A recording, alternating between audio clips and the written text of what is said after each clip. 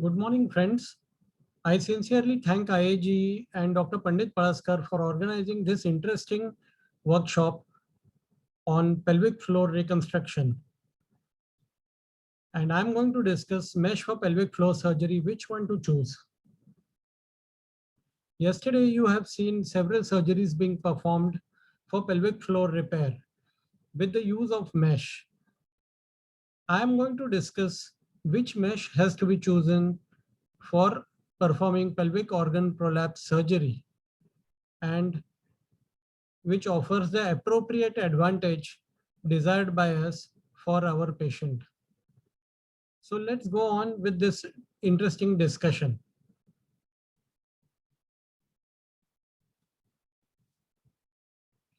Albert Einstein once said, "Not everything that counts can be counted, and not everything that can be counted counts." So is the issue related to the selection of mesh for pelvic floor surgery. So let us understand what these pelvic floor defects are. The pelvis has got three important organs: the bladder, the uterus and vagina, and the rectum. When the bladder and the urethra starts sagging into the vaginal lumen, it is known as a anterior pelvic floor defect. When it is an apical vaginal defect, the uterus and the vagina starts sinking down into the vaginal lumen and at times is seen outside the introitus also. So this is an apical prolapse. And when the posterior wall of the vagina allows the rectum to sag into the lumen of the vagina, it is known as a rectocele. So all these defects can be rectified by restoring the uterus with the aid of a mesh at its appropriate anatomical position. But which mesh to be used for which surgery is the point of discussion. Pelvic organ prolapse affects 1 in 4 women across all age groups. It is seen commonly in the postmenopausal women. Almost 50% are affected by pelvic organ prolapse, and 19% of the times they risk surgical intervention. 30% of them risk reoperation for a similar defect. The prominent causes predisposing to pelvic organ prolapse are vaginal birth, probably instrumental delivery, obesity, aging, and the most commonly performed surgery, the hysterectomy. The multiple gynecological surgeries have been devised for pelvic organ prolapse using graft. The ones which are commonly done and which are in current practice are SUI, the TVTO or the tension-free vaginal tape transobturator, or the mid-urethral slings, hysteropexy, colpopexy, pectopexy, fistula repair, neovagina with suspension of the neovagina. So in sacrocolpopexy, a Y-shaped mesh is fixed to the anterior and posterior aspects of the vagina and is connected to the anterior surface of the sacrum to the anterior longitudinal ligament. Then comes the laparoscopic pectopexy, in which a mesh is attached to the anterior aspect of the uterus, and then the other ends of the mesh are connected to the iliopectinate ligament on either side of the pelvis. If the defect in the anterior and posterior vaginal wall is immense, then a mesh can be placed on the anterior and posterior aspect of the vagina, and then the lateral wigs can be attached to the iliopectinal ligament. If it is an apical defect, appropriate mesh is fixed to the vaginal apex and then to the iliopectinate ligament. So what are the properties of an ideal graft material which we are looking for? The graft material should be chemically and physically inert. It should be non-immunogenic. It should be non-carcinogenic for the patient. It should be mechanically strong and not modifiable by the host. It should be resistant to infection and shrinkage. The graft material has to be pliable and has to be available in various shapes and sizes to suit the corrective surgery. But before we come to that, we should understand the biologic properties of the host tissue. The pelvic floor connective tissue has got fibrous elements, mainly collagen and elastin, and a viscoelastic matrix, which is composed of proteoglycans. The collagen involved is of type 1 and type 3. Glycine in the collagen forms a tight helix, but the proline and the hydroxyproline form the cross links between the collagen fibers, and this helps in stabilizing the structure. The elasticity of the tissue is by virtue of elastin and laminin. Post-pelvic floor reconstruction surgery 2 weeks later, immature fibroblasts form type 3 collagen, which bridges the defects. It is replaced by type 1 when the scar tissue maturation occurs. Elastin is not well formed in humans. So scar tissue thus formed is not as strong as the original tissue it replaces. So the host response to graft implantation is in 4 stages. In the first stage, during the first week, there is intense inflammatory infiltrate around the implant. There is capillary proliferation, granular tissue, and giant cells, which migrate into that area. 2 weeks later, we come to stage 2, when the granular tissue is associated with foamy histiocytes and giant cells.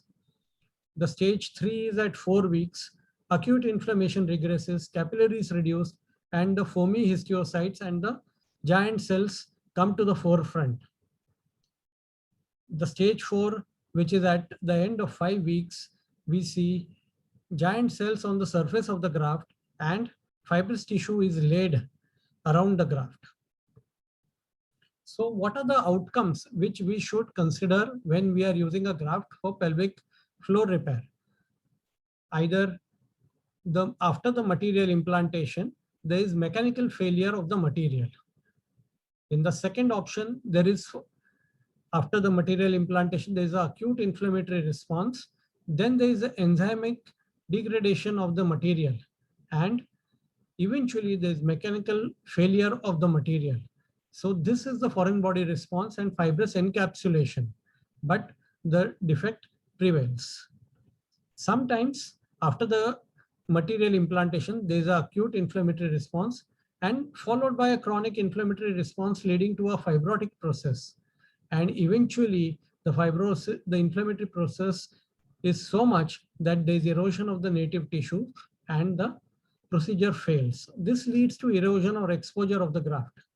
But the optimal result for an implanted material involves post-implantation acute inflammatory response.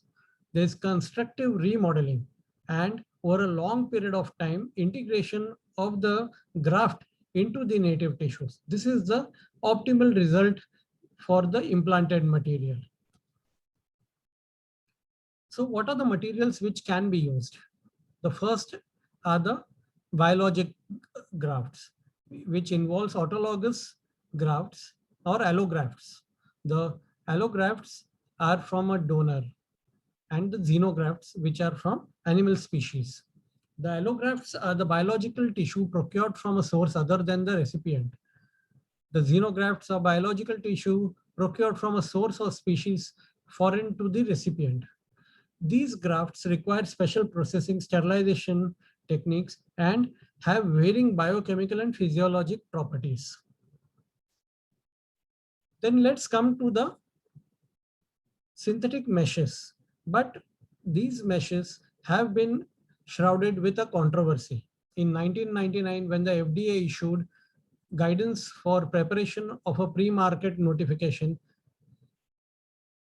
it means that any company proposing a new mesh device should include information regarding tensile and burst strength. So the FDA 510(k) process was used. This involved proving substantial equivalence with a previous product. So many such devices entered the market.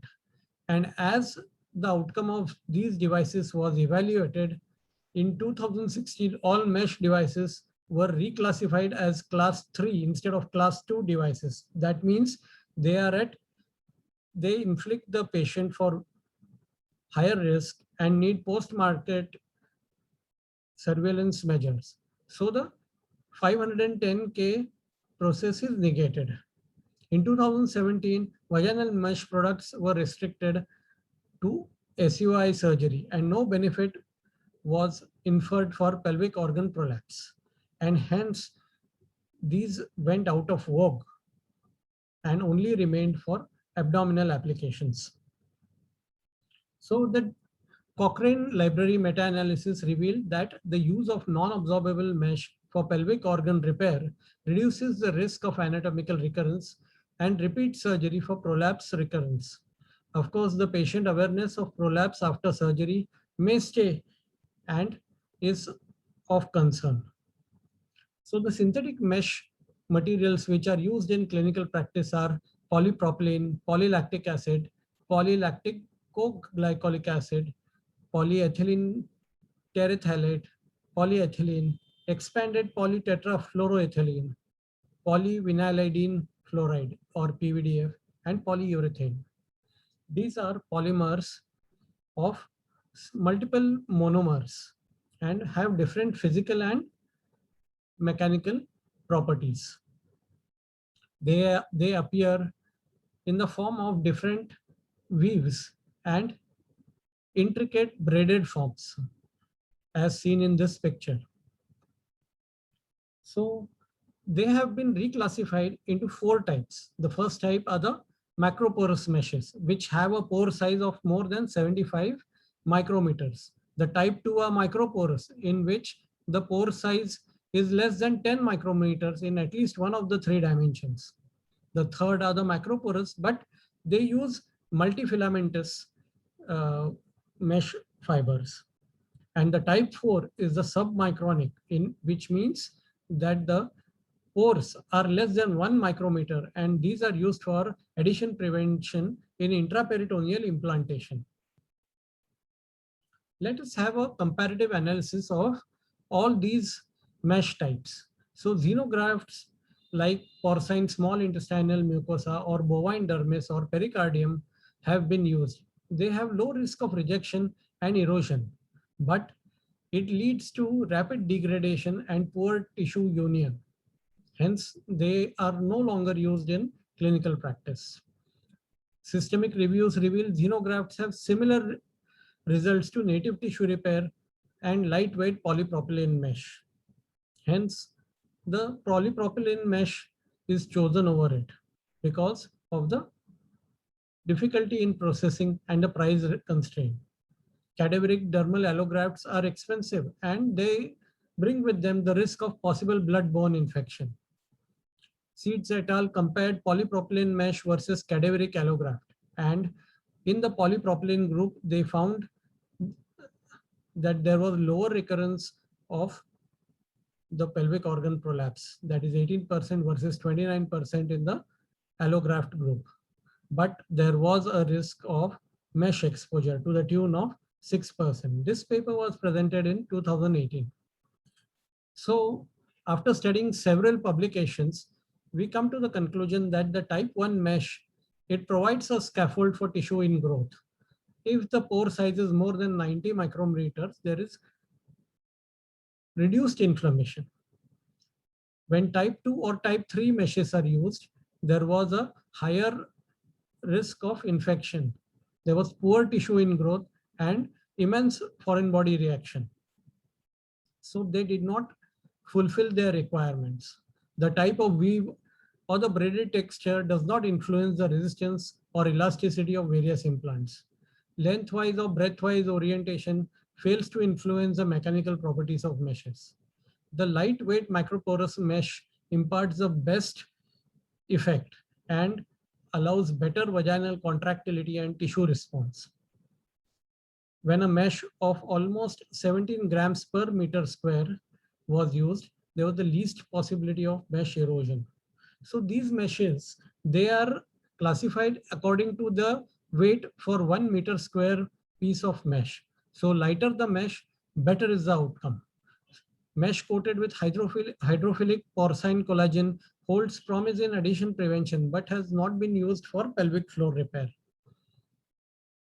In abdominal sacrocolpopexy, complications regarding to erosion from 20 studies were to the tune of 3%. Posterior placement of mesh by combined approach led to higher sepsis and erosion, mounting right up to 40%. Type 2 or type 3 mesh bore a risk of high postoperative erosion, such as Dacron and Gore-Tex. So what was the concern? The erosion rates by the abdominal route for type 1 prosthesis was about 0.5 to 5%. When polyethylene terephthalate was used, it was to the tune of 3.1%. Gore-Tex was 3.4%, polyethylene was 5%, and Teflon was 5.6%. So erosion rates are always known with the mesh. So newer options were studied. HM et al. Found that polypropylene mesh with interleukin-4 releasing coating brought about macrophages from type 1 to M2 in a rapid pace. So there was less foreign body response and better integration of the mesh into the tissues. Electrospun polylactic acid scaffolds which release estradiol increase the extracellular matrix production from mesenchymal stem cells and stimulates angiogenesis and fibrosis. So these are new developments in the mesh market. So the choice of pelvic floor repair and the mesh which is used for it depends on the ability of the mesh structure to withstand stress, whether it is flexible and elastic, whether it resists deforming and must not lose the designed structure and should not become stiff. The reason for this is that the pelvic floor is an area of the body which undergoes significant movement and morphological changes throughout a woman's lifetime. And any implanted material must be able to cope with the stresses associated with this dynamic environment. When the mesh is implanted, there is a peculiar host response to it. The polypropylene incites a M2 macrophage response. There is constant inflammation giving rise to upgradation of degradative enzymes. So there is disruption of the extracellular matrix. If this is more than what is expected, it leads to tissue thinning and erosion. But this doesn't happen all the time. And eventually it leads to activated fibroblasts and fibrosis, which encases the implant. If the fibrosis is excessive, it may cause the mesh to contract and increased pull on the adjacent tissues is expected.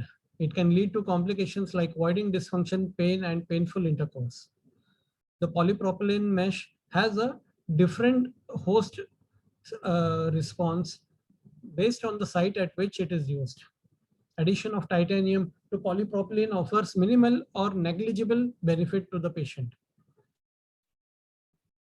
The polypropylene meshes, they provoke a fairly pronounced inflammation, and this leads to massive cell infiltration into the scaffold and eventually collagen formation and restoration of the strength to the tissue in that zone. When polypropylene was evaluated, the scanning electron microscopy revealed the fiber structures. You can see the extrusion lines on the polypropylene which are prominent. Vis-a-vis, when it was compared to PVDF, it was a smoother surface. The extrusion lines were not so significant with PVDF. So once the PVDF or the mesh is implanted, the wound healing process starts. The proteins stick to the mesh within seconds. Following that, there's intense macrophage response and recruitment of fibroblasts at the end of the first day of inflammation. Over a period of time, the polypropylene undergoes flaking and cracking. That reduces the tensile strength of the polypropylene. On histological evaluation, we find that the polypropylene pieces are seen inside the cellular matrix adjacent to the graft. and this leads to intense fibrosis. Another feature which we have seen is the bridging fibrosis, which occurs in polypropylene and which is absent in PVDF. This maintains the pliability of the graft even after a long period of time. If the mesh fibers are encased in the scar tissue, the gliding of the tissues is restricted and a tough scar tissue is formed, which is twice as high as of PVDF. So when we compare these two types of materials which are used for meshes, the foreign body reaction is better with PVDF. It is biocompatible. It resists bacterial adherence to its surface. The tensile strength is better. The long-term stability is better. And it is a polymer in its purest form. It is found to be much better than polypropylene in all these aspects, except for the price. PVDF is much more expensive than polypropylene. But the effectiveness of PVDF scores above everything. When it was assessed after pelvic floor repair, the PVDF offered 95.6% cure rates, vis-a-vis polypropylene, which was at 91%. The risk of failures was higher with polypropylene than with PVDF. The complications such as urge urinary incontinence or voiding dysfunction or erosion were seen more with polypropylene than PVDF. At the end of, say, 7 years, the hydrolysis of polypropylene was much more than that of PVDF. The comparative study of PVDF and polypropylene in suburethral slings in the treatment of female SUI revealed at the end of 1 year, the effect of polypropylene was 90.2% and PVDF was 95.7%. What is important is at the end of 5 years, PVDF retained its curative effect. Vis-a-vis, there was a decline in the use of, in those cases where polypropylene was used. So we conclude that there is similar effectiveness for polypropylene and PVDF when it comes to TOT. There were similar complication rates, but PVDF was associated with lesser mesh-related defects, such as pain and de novo urge incontinence. And PVDF mesh and sutures offer great promise to minimally invasive surgery for pelvic organ prolapse. So the perspective for the ideal mesh for pelvic organ prolapse repair are restricted to polypropylene and PVDF for pelvic organ prolapse repair. Composite meshes with a degradable component may hold promise. Mesh has to be planted by the abdominal root. Stem cell tissue engineering and electrospinning of synthetic materials is evolving and awaiting clinical applications. So the recommendation is to use a type 1 macroporous, lightweight, tensile mesh which maintains tissue support optimally for longer duration and is available in various sizes. The first option is PVDF and the second is polypropylene. I think now all of us can select the appropriate mesh for pelvic organ prolapse surgery. Thank you.